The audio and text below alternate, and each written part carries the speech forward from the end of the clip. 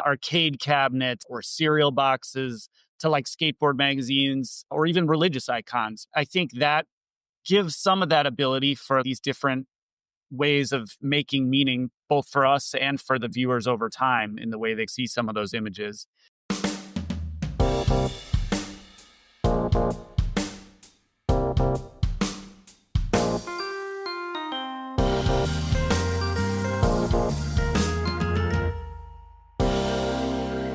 Hello, print friends, and welcome. This is a bilingual podcast, so if you subscribe to us, you'll be getting episodes in English with me, as well as in Spanish with Reinaldo Gil Zambrano. Together we speak to people around the globe about their practice and passions in the field of print media and multiples. This episode is brought to you by Legion Paper. Legion Paper is a fine art paper company that represents the best papers in the world. They either stock it, source it, or make it with brands like Stonehenge, Somerset, Coventry, Reeves, Arches, and more. Legion is the best paper resource for every artist and printmaker's needs. Learn more about the variety of papers Legion stocks at www.legionpaper.com. My guests this week are two Patricks, Patrick Miller and Patrick McNeil, better known together as FAILE. Since meeting on the very first day of high school, these two have been creating art side by side for over 26 years. What began as trading sketchbooks in Arizona grew into a wide-ranging practice rooted in printmaking, particularly silkscreen and stenciling, and expanded into painting, sculpture, large-scale public installations, and even immersive nightclubs. In our conversation, we trace FAILE's evolution, from cutting stencils in garages and late-night sessions in college print labs, to bringing their frenetic aesthetic from the streets of Brooklyn all the way to the Lincoln Center and Times Square. Along the way, we talk about the push and pull between the street and the studio, the role of music and photocopy culture in their work, and how parenthood and time have reshaped their creative lens. Whether it's a 40-foot tower at the New York City Ballet, a nightclub floor covered in hand-pulled prints, or a massive tiled facade just unveiled in Manhattan, FAILE continues to expand what printmaking can be while still staying true to the collaborative spirit that started it all. So, without further ado, let's dive into my conversation with Patrick Miller and Patrick McNeil of FAILE. Hi, Patrick. Hi, Patrick. How's it going? Hey, Great. Miranda. Hey, Miranda. Good to be here. Indeed. Thanks so much for having us. Really nice to connect with you. I have heard so much about the both of you through my collaborations with Tanya Turner Carroll, but then also just knowing your work from out in the world. I was really excited to see your work in person at Miami when I got to go out there, I guess, just last year in 2024. And really looking forward to talking more about print and what you do and how you got there. Likewise, thanks to Michael and Tanya at Turner Carroll for the introduction. It's been really great to see the world that you've captured and all the wonderful people you've interviewed over the years. It's been fun to do a little bit of a deep dive. Thanks so much for what you've added to the printmaking community. Oh, thank you. I would love for you two to introduce yourself and answer the now canonical Hello Print Friend questions. Who you are, where you are, what you do. I'm Patrick Miller, and I'm Patrick McNeil. together we form FAILE. It's a collaborative journey of making work together for the last 26 years or so. We met the first day of high school when we were 14, and we've been trading sketchbooks and making things and working together for a long time. Today, we're coming to you from New York City, from Long Island City specifically, our studio over here. And we've been based in Brooklyn and Long Island City here for the last 20 years. How do we describe what we do? We have got a pretty broad practice over that time. I think printmaking has always been a cornerstone of that, specifically silkscreen printmaking and stenciling. But painting, sculpture, a lot of large-scale installations, both public and private, are a real cornerstone of our studio. We've opened a few nightclubs in the last few years as an extension of our art practice, very much art spaces. So yeah, it's been a journey in making art and a journey together and friendship and all these things. So we've been really fortunate in that way. And that's what brings us here today. Lovely. And so you said you met the first day of high school, which I did not know. That is, I think, the oldest and sweetest printmaking duo origin story I've ever heard. Where was that high school, and what role did art play in that period in your life? That school was in Arizona. We met the first day of high school in gym class. I just moved there from Canada. I was a new student to the school. Miller had been living in Arizona since grade, what? Two? Yeah.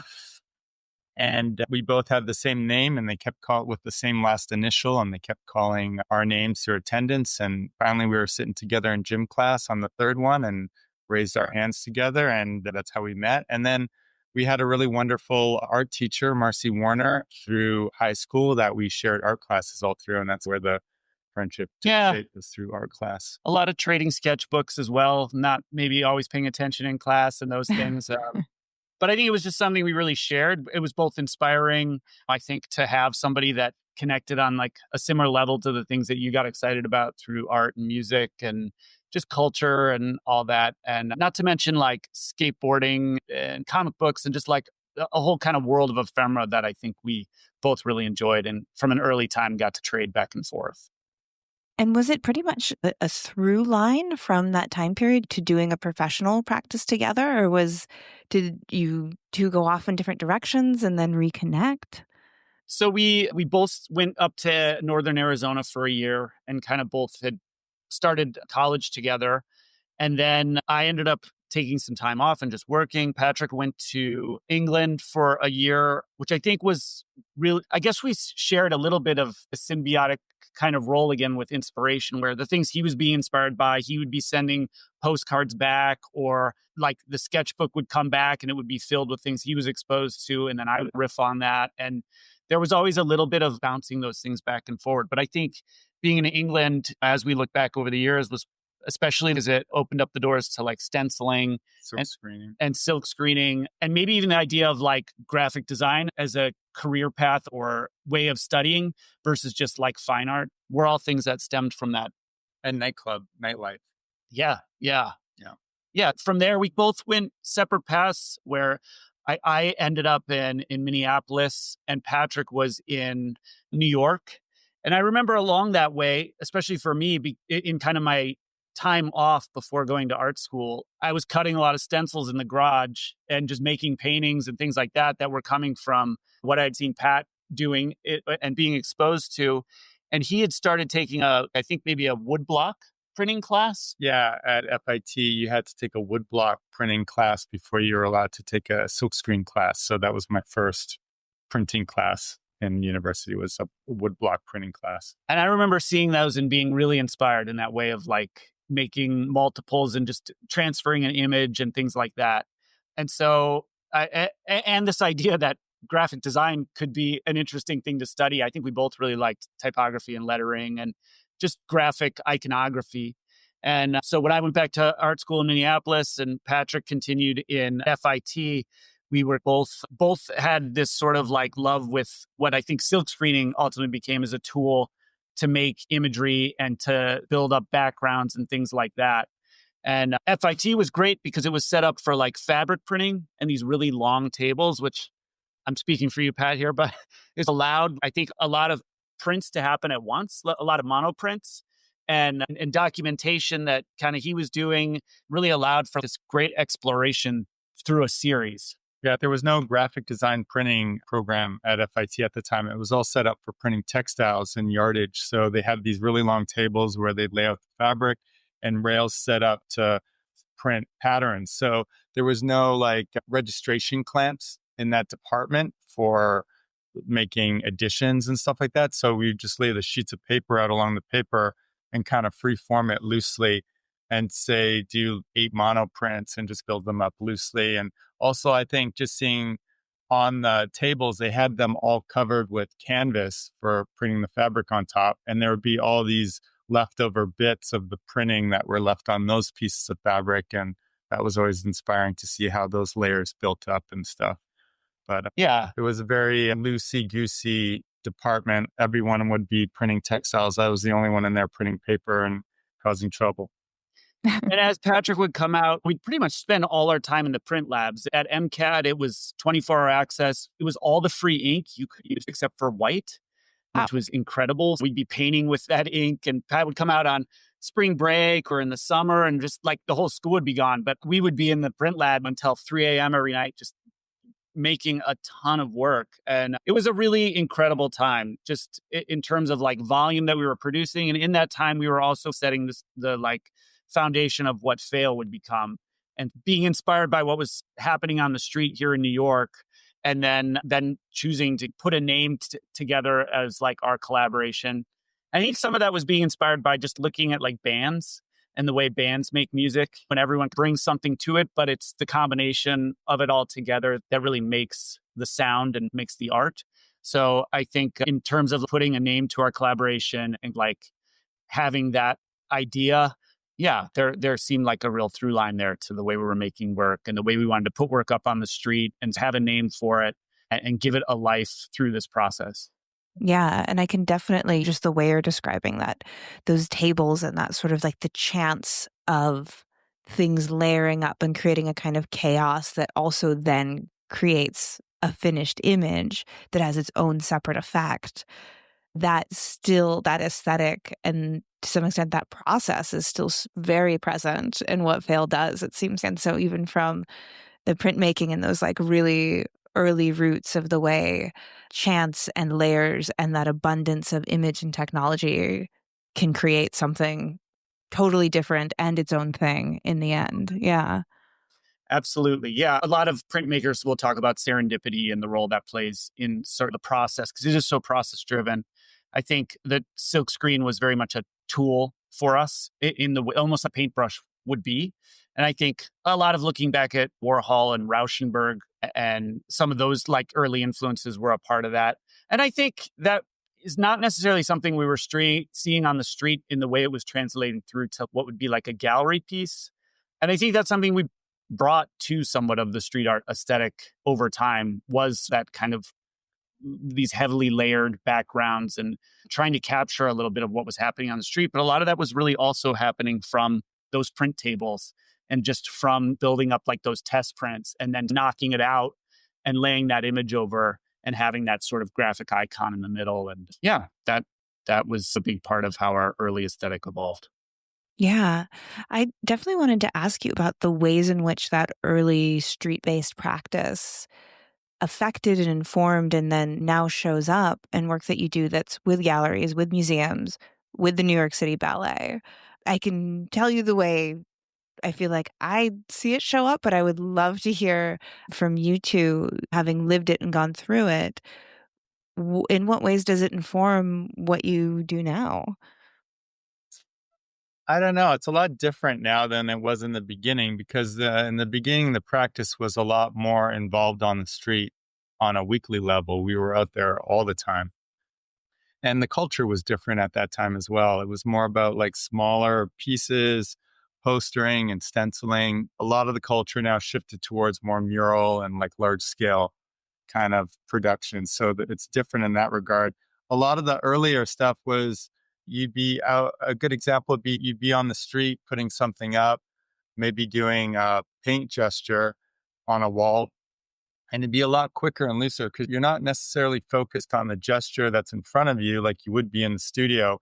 You're looking around, you're looking to the right, you're looking to the left, you're looking for police, you're looking for people walking up on you. So there's like, there's a weird looseness in the gesture making on the street where you're thinking about all these other things and you're not precious about the line. You're not precious about the way the brush moves. And then you're just looking to execute. So when you go back into the studio, it opened up gesture making in the studio and how we applied paint and looked at things a lot looser and a lot less precious, which made the work feel authentic and loose and gestural. And because you were learning that through doing it on the street and actually feeling those that heightened sense of awareness that you feel on the street. There was always, I think, this symbiotic relationship between the street and the studio. In the early years, too, it was like we'd be making a lot of just like square rectilinear prints to go up on the street and wheat paste. fast in the beginning. And travel was a big part of that in the early years.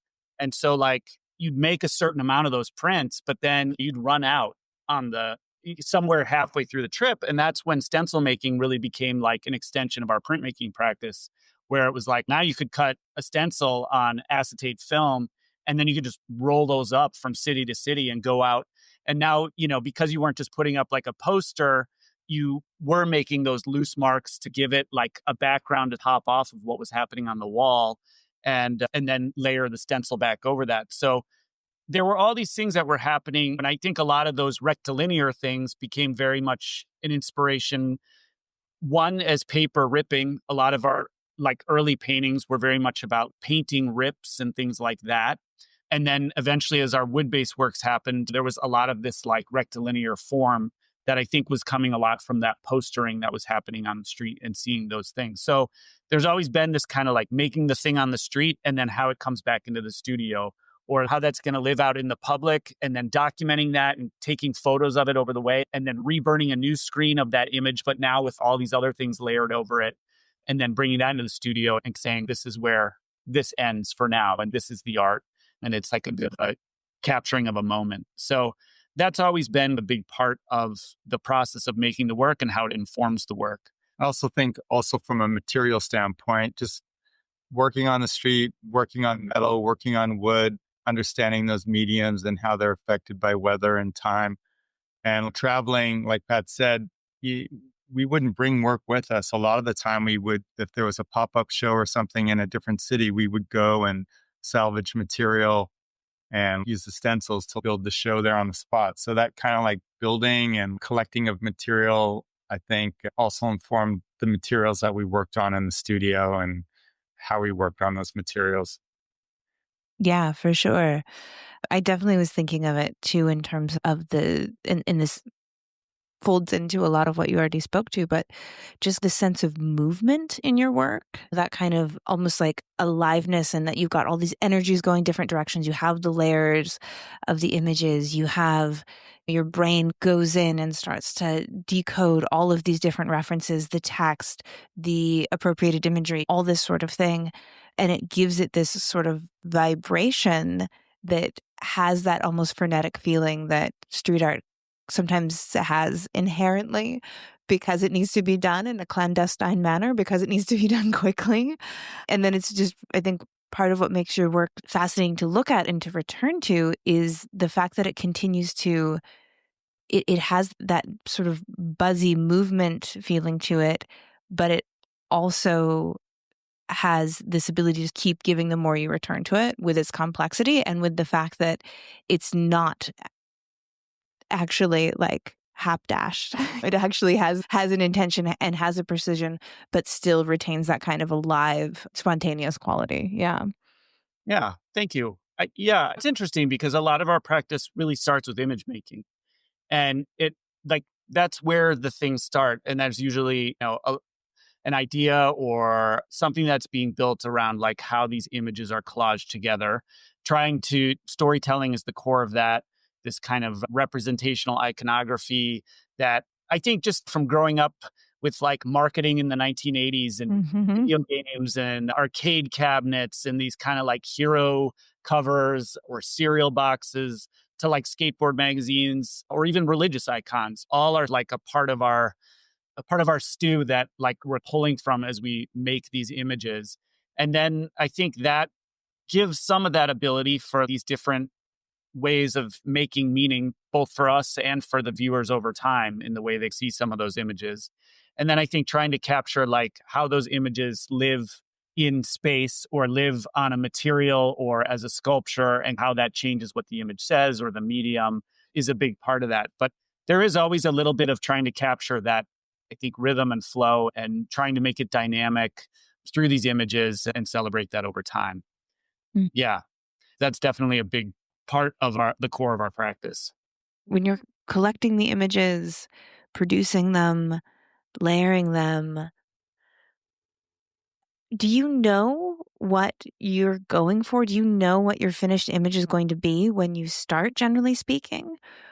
Or does it let itself play out? And then at some point you're looking at what you're doing and you've realized, oh, okay, this piece is now complete. This piece has said what it needs to say.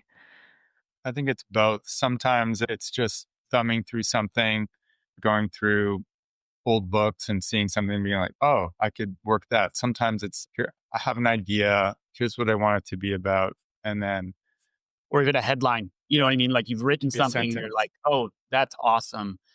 And then there's this constant collecting process that's happening. So we're just always, and then from there, I think we're both playing. Some images will sit around for years before they get resolved or before we both sign off. So sometimes ones that I might love and Pat has never really been into it.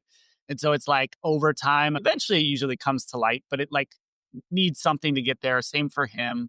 I will say one thing I was thinking about, and it's been the way we do shows, and it's also the way we release prints and things like that. I think as a reference to music, we oftentimes work with an album mentality where a show will be about maybe a bigger idea or stem from like a line of imagery. And then I think those images become like the tracks or the singles. And then it gets oftentimes released in that way. That one show will have been the album, and then these will have been like the tracks from that album. And part of that is like a nice way for us to, a lot of times we're inspired by cities. We'll do something about the West or about LA or London or wherever it may be. And that research process will inform a lot of those things. But yeah, that tends to be how we like approach images. Sometimes you get one-offs here and there, but it's usually under an umbrella of a bigger idea or an inspiration that's tying it together. Yeah. But it's part of the fun for sure. And as other people have talked about, because it's silkscreen, like you're only in full black and white, trying to capture like some of those other layers or trying to come up with other techniques. That's where I think like we use a lot of hand making in the process as well to try to bring those different elements that you can't necessarily bring through in like cutting a stencil or exposing a screen or just even like gestures and in the way like the line might be like broken or distorted to add to the way those images come together. All that's very much a part of that black and white image making. And as you were talking about that connection to music and thinking about what you do as a collaboration, I was thinking about how many guests and artists I've talked to throughout the years who speak about their first encounter with printmaking is through a music scene or is through a music setting, particularly silkscreen, whether it's like a gig poster or an album cover. And I think particularly people who grew up in the pre-internet age, 70s and 80s babies, particularly myself included in that, who before there was this really inconceivable abundance of images that we're exposed to, you had to see, we were seeing something, it was a print. Like it was in your newspaper, it was on your album cover, and it was a gig poster that someone had probably hand silkscreened in your town. And so I was thinking of that and that way that print has that connection in the way we encounter it, particularly in those decades, of needing to express something with an immediacy to it. It needs to quickly get its point across. It needs to get your attention. And how it seems like within your practice, you're almost taking all of these different elements that are so poppy and asking for attention, and were designed in a way to get attention and express something very specific very quickly, and blending them together in a way that they can compete or support each other as well. So anyway, that's thinking about like the music and the practice and all of that. Yeah. Yeah. It's very much about making meaning in all the noise and trying to bring structure to it and giving different points of entry and exit, I think, through language and through form and iconography. I would say the last part that you maybe didn't mention there which has probably been the most inspiring to us, is photocopying. Seeing a lot of just photocopy, like 8.5 by 11 taped up, or zines, were probably even more so the things that I think we really drew a lot of inspiration from before seeing maybe some of those like more traditional show posters and things like that. At least growing up in Arizona, and I found that in our early practice, photocopying was such a big part of that as well. And cutting and pasting, collage. Yeah, there's a lot of ways into it. And I think it's changed a lot over time now. Yeah. Imagery. And now part of your practice is, of course, like public art installations, like the Times Square prayer wheel. Do you see that as a continuation of street art practice? And I know it's like taking a very different form, but it still is this public art that is being seen outside of white wall galleries that people might just come across and have an experience with. Yeah, I think a lot of the projects that we've done are an extension of street art at the heart of it. I think just doing posters and stencils for so many years, it was trying to find other ways to engage the public through other means and catch them off guard in similar ways that maybe a stencil or a poster might, whether that was like doing a pop-up arcade where we would have an arcade pop up for 10 days where all the video games and music, we did all that. And you walk in and be like, what is this? Or the prayer wheels that we did, which were like sculptures inspired by like Tibetan prayer wheels that you could engage with and spin and touch. The Times Square wheel was like a glorified version of that, but it was all about, again, trying to come up with ways to engage with the public and connect with them in different ways outside of stenciling and postering, and continue to like grow that dialogue with the public. Yeah, some of these are like that big wheel is the ultimate expression of that.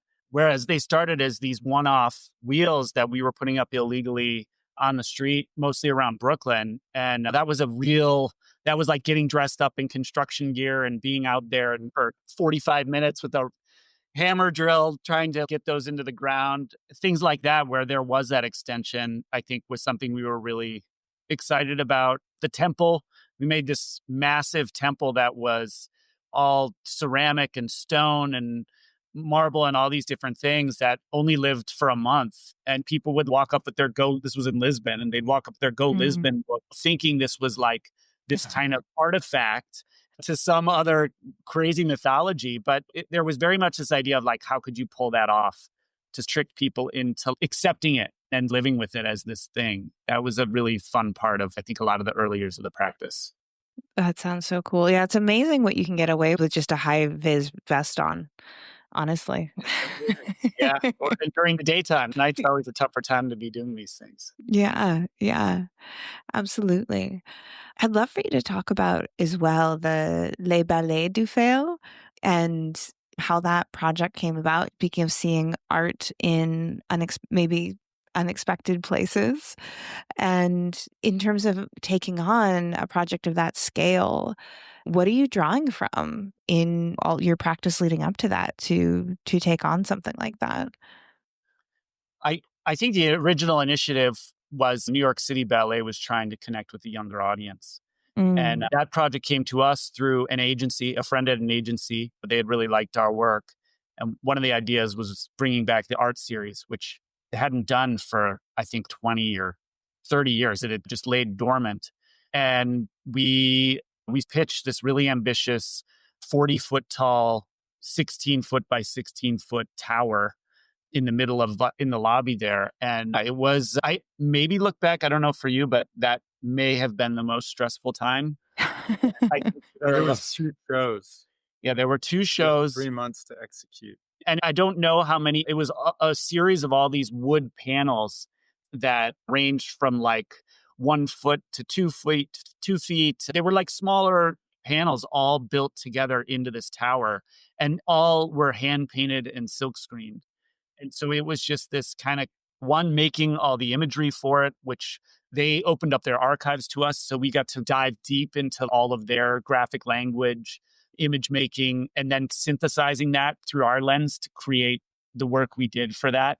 There was also, I think, 12 paintings in the first exhibition, along with 5,000 individually printed wooden blocks that were used as giveaways.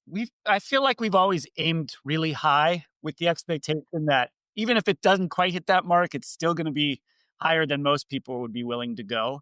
That was a big 40 feet. Yeah, that was a really ambitious time and amazing. New York City Ballet was amazing to work with. They were just so supportive and excited about it. It was a huge success for them from the standpoint of reaching out to a younger audience. And just also, I think, from the kind of media and attention it got. It was really wonderful for both of us. And it was, looking back, an incredible piece of work that we got to make, a really fun series of images. What year was that? 2012. 12. And they've been doing it ever since. Yeah. Mm. Yeah. That's been, yeah. So that was just a really great sort of adventure. Things that will come to the studio from an email that just all of a Yeah. sudden are like this massive like project that is just this kind of one starting point. So yeah, that was a really great experience of making some of the flat work into a sculptural piece. And I think, again, it's really about giving people an experience. We really liked before there were like all these experiential museums and things like that. We were very much of that idea of like, how do you bring someone into a space and really transform the world that they're in? Mm.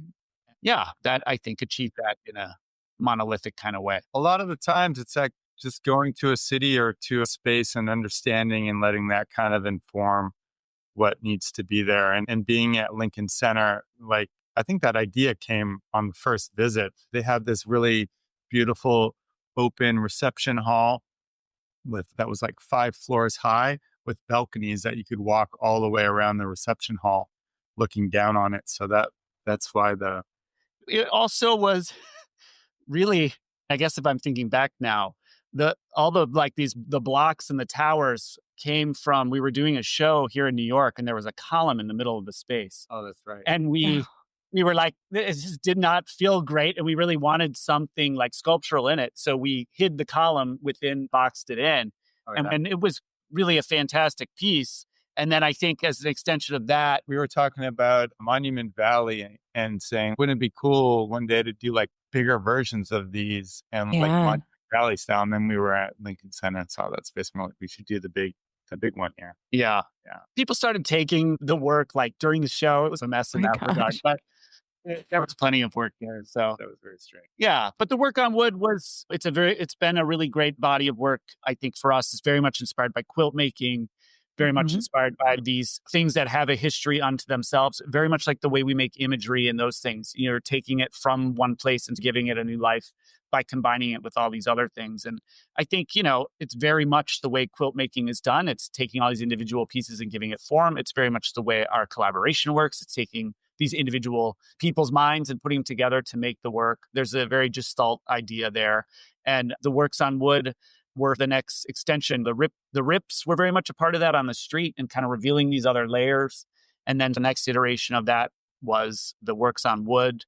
We've been very much now into ceramic tile making, which I think Oh. is very much an extension of our printmaking practice, but also very much that idea of these individual tiles coming together to create these larger tapestry-like murals or forms. So There seems to always be a through line of grids, bells, stickers on storefront windows, cereal boxes and shelves, the way posters are laid out on the city. It always seems to circle back around to like quilt making. Everything kind of revolves around this interpretation around grids. Yeah. Yeah. And of course, the tradition of printing on fabric and that turning into things and that like production method. And then the same with ceramics, it has that connection again of something coming from a mold and being able to be repeatable. And then there's therefore inherently has a really strong life where it can, through the power of the multiple, it travels so much further. It's seen so much further. It's very recently in human history that we were seeing images repeated that they weren't prints, right? Or something that didn't come from a mold, something that didn't come from the way of creating multiples. Yeah, I think it's all in there. And that kind of overwhelm of inspiration and that sense of turning what is normally thought of as ephemera into fine art, into things that people remember, that go into museum collections and private collections, and then are transmuted into this sort of hollowed space in society of conservatorship. yeah, and I think there's something about like, how do we give those pieces a life? How do we give them like a story of their own? In the same way where like you might get 100 things that come out all looking the same. It was, okay, how do we give each one a little bit of their own uniqueness and expression? And I think that's where, again, maybe we love like such like the vintage kind of world, because it's like these things, while they were multiplied, they all patina in a different way, or they're ripped along the way, or they start to have a life of their own. And I think that's very much why we've loved like mono printing or hand finished multiples. It was really about, if I'm getting this print, like what's special about it from the one I saw at someone else's house or something like that.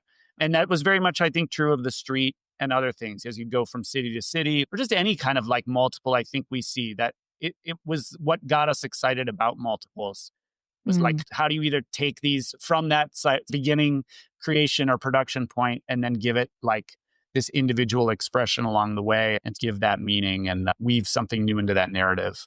Do you feel like, the meaning of a piece, like either a stencil or a screen print, or maybe any work, those in particular, does that inherent meaning change if it's on a brick wall in Brooklyn or in Lincoln Center or in a white wall gallery space? Definitely. Or whatever cities it's in, but that culture, religion, mythology happens to be in that particular place. You may put something up in one city and it means one thing. You put it up in another city and it's completely interpreted different. So yeah, now as we've been around for a little while, I think as we grow older, like age and time is another factor that comes into it. The way we see work and how it's perceived over time, and the things that resonate or the things that speak to us culturally now, and that, or as parents. Yeah, it's definitely been an interesting part of that journey too, to see how that's changed over time and what we all bring to it. But yeah, I think that is probably the cornerstone of what got us excited, especially in the early years, was like, we still love to see something in a museum. We love to see something in a gallery and like the sort of formal presentation. And this is where it stopped. Like it left here like this, out of the studio, where the energy and the life was like breathed into it from the artist. When it's on the street, that piece is very much alive. That's what's so different, is anyone can come up at any point and keep the creation process going. And I think that's just throughout our career, something we've responded to and tried to capture in the work, to try to give it that sense of this could still happen, even if it's being presented in a frame on a wall. But it's that constant kind of push and pull of this energy in it and time and those factors. Do you feel like your relationship to printmaking has changed through the years, like just in terms of how you think about it, or how it even, because printmaking, particularly screen print, like it's such a physical act. And so like the way it shows up for you in the studio, in your body, in your conception of it, or is that more of a static force? I think it's definitely changed a lot through the years in how it's evolved in making prints in the studio, till then like larger edition prints, working with Luther Davis and a variety of other printmakers along the way to take on more ambitious prints, to the way like we've brought that back into the studio, to even the way digital archival print, pigment inks and things like that are now a part of the process that are like lend beautiful results. Yeah, I think through time and all those things, it's changed. But I don't know. It's, as you're an artist, you have the thing like that is a little bit yours, and that you're still always, it's always a reference point for you. Like even if as much as you want to get away from it, it's still very much like the foundation of who you are and the aesthetic. And I think those things have always been present in the studio and those ways of making. And it's just how those different iterations go. We've been doing, like I was saying, a lot of fabric and quilting pieces lately. That's been a lot more sewing and things like that. I feel like there's, again, been that through line with it. I don't know. What do you think, Pat? I think physically it used to be a lot looser and a little more fluid. I feel like as we've gotten on, it feels to me a little bit more stiff, but it's also like you're working with studio assistants and things. And when you're younger, maybe when we were younger, you didn't rely on studio assistants as much, so that there's a collaboration that takes place. And through that collaboration with those assistants, they're maybe helping out with painting or things or bigger productions. So it tends to like make things stiffer and a little bit more maybe mechanical, where the older stuff was a little bit more carefree and gestural and messed up in a way, which it's always trying to come back a little bit to that looseness and recapture a little bit of that carefree energy and make sure that things don't get too stiff. Physically, I still feel strong printing, and I still have the same excitement about the reveal going off the silk screen and seeing how that final pull turned out that I did in the beginning. It still feels magical to me. Ironically, we've gotten a lot better at making edition prints in the studio. Whereas I don't think we, in the past, like making even like a 10 or 15 layer print was like, now I feel like we've come up with some really great ways to make that happen in the studio and still embrace a little bit of The shittiness. yeah, here and there. Yeah. Yeah. You said something in passing that I'm finding myself returning to was this idea of parenthood changing your relationship with your artwork. For me, I think that's largely been in image making. I think that the kinds of images or the kinds of stories that I would connect to early on are a lot different than like I necessarily make now, which I guess is a good sign as evolution happens. Yeah. And I think also traveling and the kind of lifestyle that we could keep was a little bit different early on. It's also probably storytelling. As you get older and you get on in life, you just start thinking about telling different stories than you did when you were 18 and 25. It's just different. It's a lot of the image making is very much life journey. It feels like a diary a lot of the time of where you're at in life, what you're going through emotionally, mentally, as a parent, as a husband. It's just all these stories kind of come into the work in different ways. So they're telling stories of what's going on in your life at that moment. We've also been fortunate to have a lot of studio assistants over the years, which are oftentimes people like kids coming just out of college or part of that journey. So it's as our kids now are high school and getting into that next phase, it's really interesting just to look at that journey and that path and to appreciate the arc that it takes and like all the unknowingness and as much as you may think you want to do this, all the things that kind of happen along the way. I think I've become really interested in like the structure of that and part of that journey.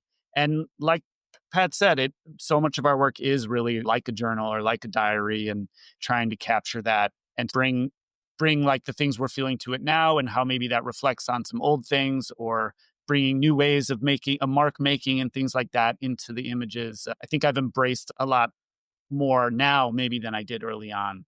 And yeah, so I guess that's the evolution of art, right? It's so fascinating just to see how time plays into it, to the thing you get known for, and then how do you break it, but not break it so much that it's not yours anymore and like come back to it. And yeah, it's been a pretty incredible journey.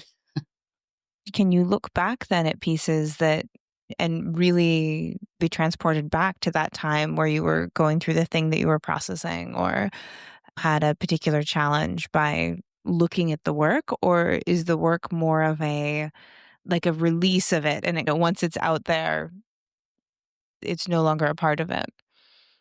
No, I think they're very much about a particular time and place. Some images, we've made hundreds of images, so it's some maybe more than others. Some resonate more than others at different times. For me, at least, I feel like they're very much about a time and a place. Some are playful, some are more like emotional, and it's I think I really enjoy that about being able to look back at those things. Yeah, but and it's also just about trying to create images that resonate universally with other people because there's always going to be somebody's always projecting their own story and their own narrative into it. And that's when the magic happens. So this image meant so much to me because of X.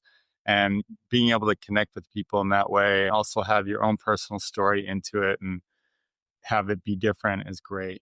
Yeah, and maybe from a love of mythology and Carl Jung and archetypes and things like that. And just the way that factors into like popular culture is very much stuff that we love and have been inspired by and see behind the curtain at times. So I think there's very much about trying to find that thing underneath it all that anyone could hopefully resonate with, or at least a larger group of people. And you can very much see the archetypal characters within the course of your practice, but even thinking of Jung, that sort of mix of symbols, and that you need to interpret it in a intuitive way as well as like a specific way, and so almost like a dream interpretation. I could see that as well in there. Yeah, I like that. I haven't thought about it that way so much, but I like that idea of the dream interpretation and how you're left with these bits and pieces, but they still come together in a way that narrative can still shift over time a little bit. And yeah, trying to Yeah. capture a little bit of that lightning in a bottle for just a minute. I'd love to get a chance to talk a little bit about nightclubs as immersive art spaces. And how did that come about? And how does that world building happen in your practice? It's funny, nightclubs have been at the part of the practice since the beginning. The first shows we had were in nightclubs. So there was a club in New York called Backtune in the Meatpacking District where we used to do art shows in that club and curate like art themed nights. And then also, I think from an ephemera standpoint, nightclub flyers were always really an exciting way of connecting with art and collecting and just seeing how different nightclubs put out or different nights put out their identity. And it just was an amazing place to always go to culturally with fashion and music and art and just this really crazy place where worlds would mix. And so early on, just doing nightclub flyers and being part of nightlife.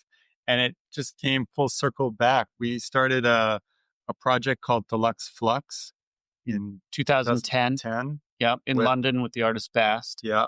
And that was originally an arcade installation where we did video games and all the soundtracks and everything for it. And in the basement, we did these immersive blacklight spaces with foosball tables.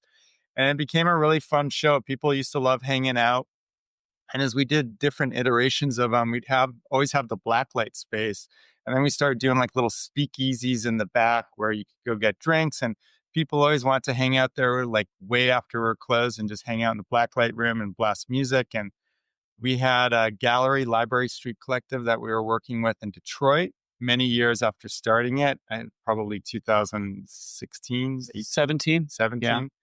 And they pitched the idea of doing a nightclub in Detroit around the idea of Deluxe Flux. And we were like, yeah, that seems like that would be a nice iteration of it to move on to, because we'd already done the arcade for many years and it seemed like it needed another gear or another transition. And the nightclub seemed like a really great, fun idea, connecting back to where we'd started with nightclubs and how they'd inspired us. And we did our first one in Detroit 6 years ago. And then we opened one here in New York in 2022. What's always exciting and a little overwhelming again about the process is most of the space is all hand painted and silk screened prints that are wheat pasted all over the walls. And then all the floors are silk screened. So to make all the blacklight spaces really glow. Amazing. So they're really ambitious projects to take on when we're doing a new space, but it's really fun to be in them. And creatively, I think it's really offered us a great opportunity outside of FAILE to create new icons and new language and new culture. And it's just been a really fun journey seeing where that's gone with different collaborations, like with Herman Miller Gaming, and it's just been great. I think about how the nightclub is a place that people are going to be transported. It's something that takes place in a very specific hours. People put on special clothes. You go there to have a certain experience that is, by definition, outside of your day-to-day life. And it seems like you're just already entering into a space where people are primed to be transported and really just taking it to the next level through turning it into something, completely different than maybe what people are expecting or have ever experienced before. Yeah, in a weird way, it's still that full circle back to street art and trying to create unexpected moments, right? Where you're transported or come into something unexpected or takes you out of your day to day.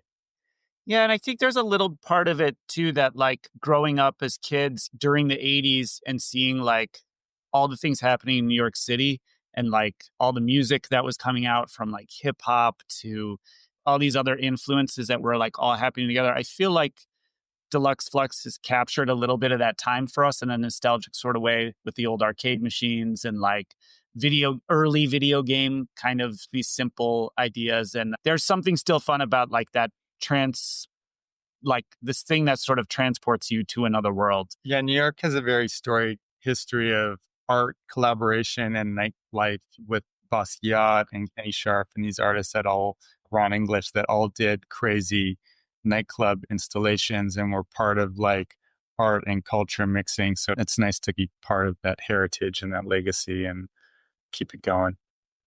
Yeah, absolutely. And that kind of, I don't know if it's going too far to say, but like that idea, I think, of partying for the revolution.